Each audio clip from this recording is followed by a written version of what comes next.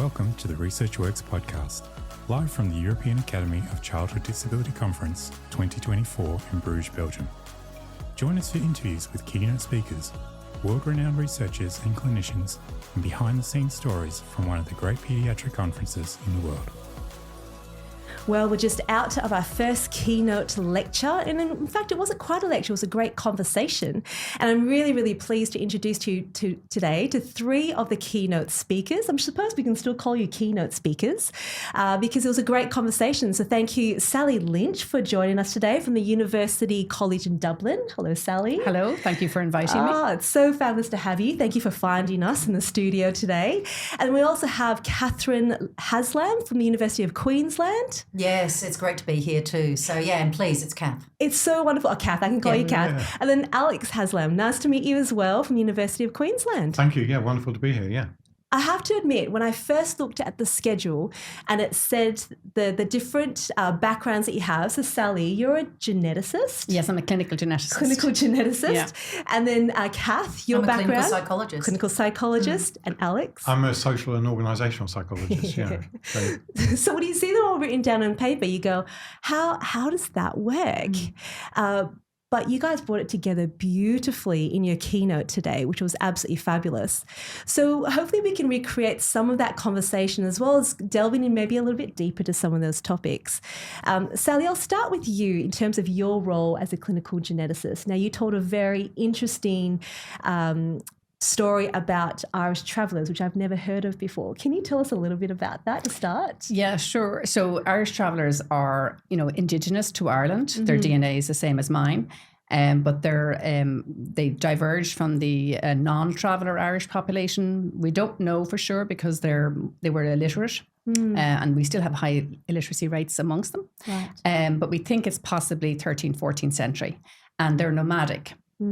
So they practice, they kind of get married within the same population and often consanguineous marriages. Right. So as a clinical geneticist, I would see people with hereditary diseases. Yes. So when I came back to work in Dublin from having trained in the UK, I was seeing a lot of families from the Irish traveller population. Wow. So that was very interesting. So that was a great background. And Kath, in terms of your background, how you came into this area, can you tell us a little bit about that? Yeah. So as I said in the keynote, I basically got to a stage where I was working as a practitioner. I was working as a clinical neuropsychologist and psychologist. And I was working with a client, a young male adult who basically had come to our service because he had fallen down in a rock climbing, indoor rock climbing activity that he was doing. Yeah. But the interesting thing in his life was that he really struggled to move on. He identified solely as somebody who was physically active. Yeah. And after the fall could no longer be active as a result of the spinal damage that the fall had created. And he'd spent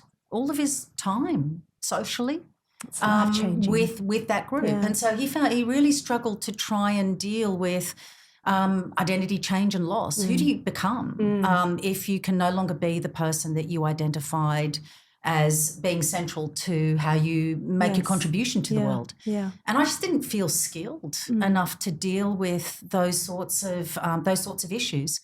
And that's what led me to be involved with some of my social psychology colleagues to try and understand how identity actually impacts. Yeah. And it's led to a whole, a wider collaboration of research that we have not only in Australia, but with people in the UK, the US, Canada, and Europe, all interested in the way that the social group memberships that we're part of and the identities that they are associated with actually impact our health behaviour and health outcomes. And that's led us to develop the social identity approach to health, which is part of the reason for why Bernard invited us. I love that. As you'd explained that's another layer on top of what you just spoke about, Sally.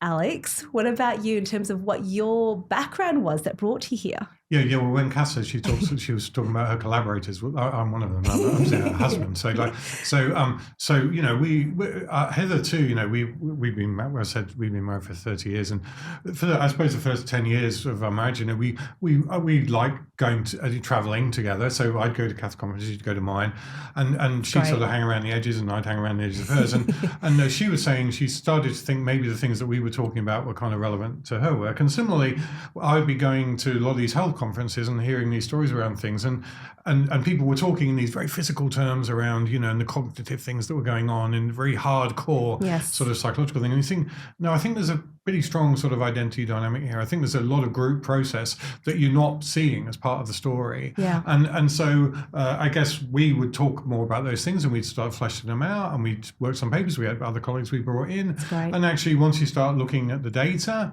you shake it down, it comes out pretty straightforwardly. So it wasn't just that it was an interesting story for us to tell and to, as it were, cohere around. It was that it actually brought a lot of additional power to our research. And once we started doing it, we found, well, hey, there's a lot of other people doing this stuff. So it's a pretty big movement. And after this, we're going on to Ireland, actually, and there's a conference on social identity and health, and there'll be a couple of hundred people there from all over the world who are doing this sort of stuff in all manner of different domains. It's really fascinating. Isn't that brilliant? And I love that this conference, the real theme is societal symphony. They spoke about it early this morning. Professor Bernard Dan was saying it's about collaboration and impact creation. So I thought to bring this together, now we've heard a bit about your backgrounds and what brought you here. I thought a really interesting way to start is to talk about something that a lot of clinicians are very familiar with, I suppose, when it comes to rare conditions, and that's the diagnostic odyssey. Now, Sally, you would experience this a fair bit. It might be a little bit different, though, I suppose, with some of the Irish travellers that you might be working with. But can you explain a little bit about what that sort of process of getting a diagnosis can often look like? Yeah, maybe. I mean, I see lots of people who are not Irish travellers as well in clinic, and bringing a diagnosis does depend on the age of the individual when the diagnosis is made. Yeah. There's a huge difference in a newborn, the devastation for parents to compare to if the child is 10, or even if you have an adult who's 20 and you've been waiting 20 years to get a diagnosis, in the reaction from the parents, Yes. And so when you're making a diagnosis at 10 or 20, the parents know that you're not going to provide a solution, whereas the newborn, the parents are hoping that there'll be something new that will radically help their child, whereas at 10 or 20, I deal a lot with intellectual disability. Yes. So the parents know that that's it for life. Yeah. And so the diagnosis, I have seen enough families just cry even though they're 20, that when you give them the diagnosis and they start off saying it doesn't matter, but actually it does. Yeah. And, I've seen quite a number of families, elderly parents, that they have just lived for so long and just getting an explanation. I just give you an anecdote. I saw a 17-year-old boy a couple of months ago, and we eventually got a diagnosis for him. So I think we'd started maybe 10 years ago, and he's got a very bad dyskinetic disorder. So it'll be, something like a lot of the patients, the pediatricians here and the physios, etc., are treating. And it's very disabling for him. He moves the whole time. And anyway, I saw him, gave him the diagnosis, and I was seeing him again with the pediatric neurologist in clinic, and the parents said it really helped him because he has 2 siblings and he's always wondered why he's different. Wow. And, I haven't fixed it at all. The neurologist can't fix it, although actually caffeine will help him. But it just made him understand, an explanation to him as to why he was different to his siblings. Yeah. It's really powerful, isn't it? Because already, as you're saying that, there is a reason, there is an identity. But as you're describing that, a diagnosis isn't just about the person, it's about the whole family and the whole network. So you must work with a variety of stakeholders, if you were to call them stakeholders, I suppose.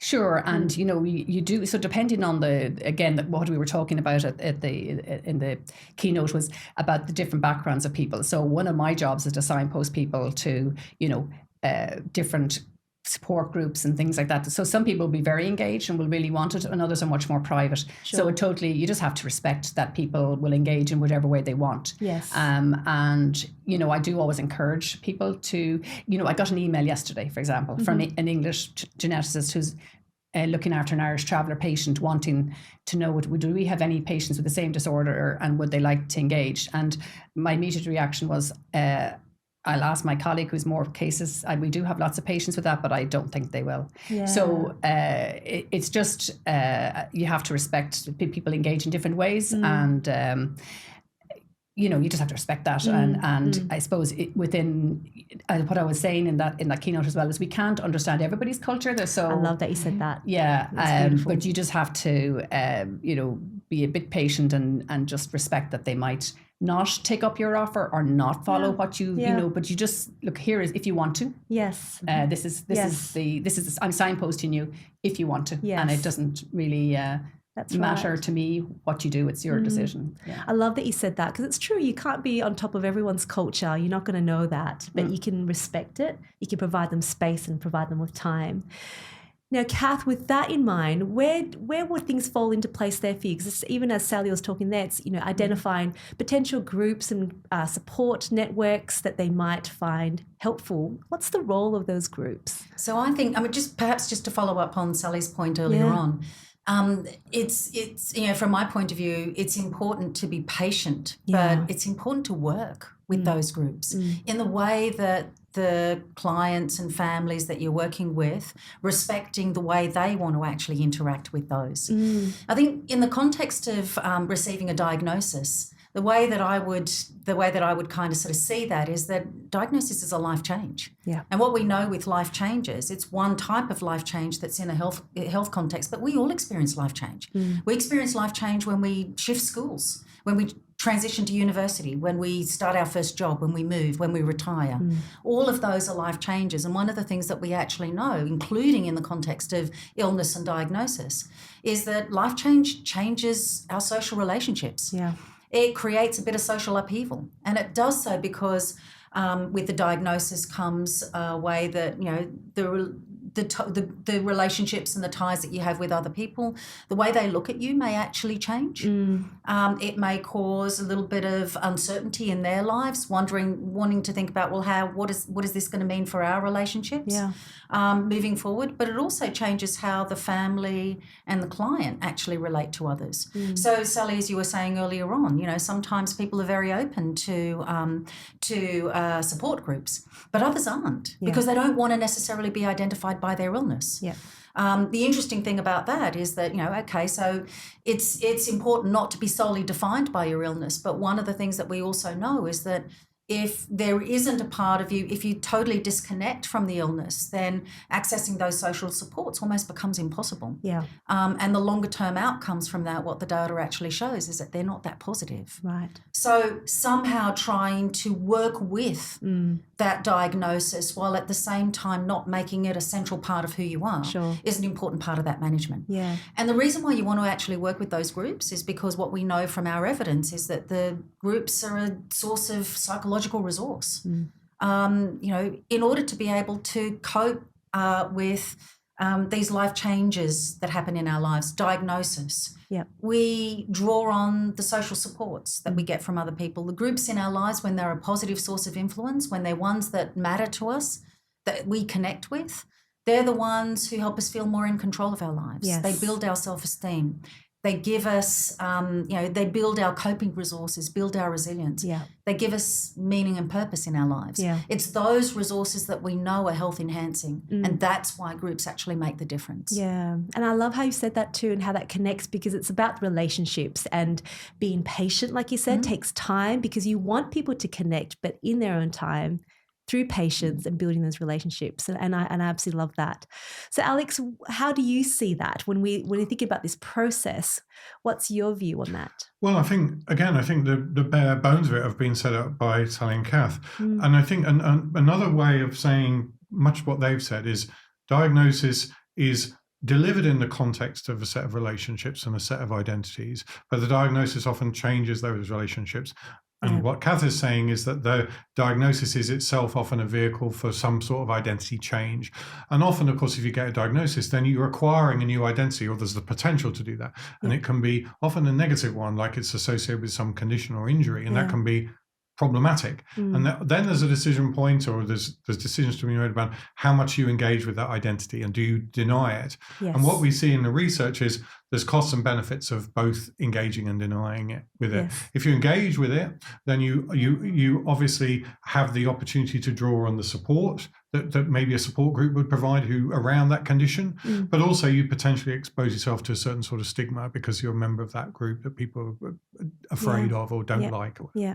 By the same token, if you don't engage with it, then you don't have access to those things. And then the pathways to, if you like, identity gain. So actually what you see in the most positive forms of post-diagnosis outcome is that people acquire a diagnosis, they embrace that, other people help them to construe that and deal with that in positive ways, and they work out positive ways of coping with that and making as much of it as you possibly can.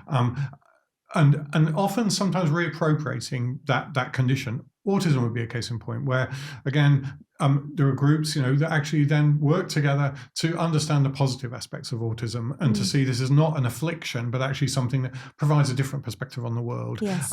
But if you don't identify, you don't want to be part of those communities, you don't have that pathway. So what Kath was really talking about, I think, is also there in the context of diagnosis, you've got definitely got identity change. Yes. The question is, and you've potentially got a disruption to identity continuity. I can't be the person that I was going to be. And the question then is it going to be a case of identity gain? Is your condition going to be defined by I've gained an identity, potentially a positive one, or is it going to be defined by identity loss? I'm no longer the person I was, the climber. Yes. And then the really interesting thing from my perspective as an organizational psychologist is to understand your role as a clinician, as a leadership role in which you're helping people to manage those identities and negotiate those pathways. And we think about leadership as an identity process. So leadership, we talk about identity leadership. And we think of therapy as identity leadership, where you're clarifying the identity pathways and providing people with access to find the best possible ways of coping with that identity change. And as far as possible, acquiring positive identities where it's possible to do so, but connecting with other people who are going to allow you to explore the positive affordances of a given condition or a given life change. Now, this applies to injury, illness, disability. It applies to retirement. It applies to becoming a parent.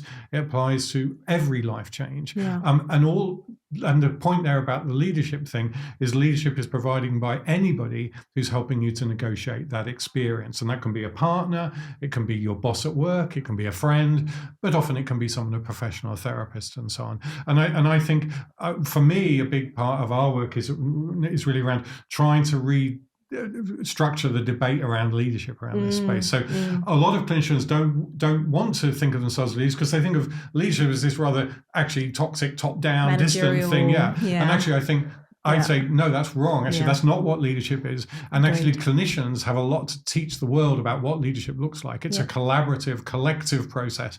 It's not about being apart from everybody else and being put on a pedestal and paid a lot of money and getting to treat other people like shit. No, actually, it's about embracing a collective view of who we are and affording possibilities together. And in that way, I think actually good clinical leadership is a model for the leadership that we need to see a lot more of in the world at large. Gosh, I love that. I really, really love that. I feel like sums up really beautifully, and something that really resonated with me when in your keynote was disability has the potential to divide communities, but it has the possibility to unite. They create a platform for possibilities, and it's that, how do you refer to it? Socially curative. I absolutely love that. So thank you so very much for going through that again with us. I know you've just come off keynote, you've got some coffee, but you probably need a little bit more coffee now. But really appreciate your time for that. And, Professor Bernard Dan, he knew what he was doing putting you guys together. Well, I think we all had no idea how it was going to go. And it was definitely a unique experience for all of us, but I'm glad we did it. Gosh, absolutely. And in fact, you need a good facilitator.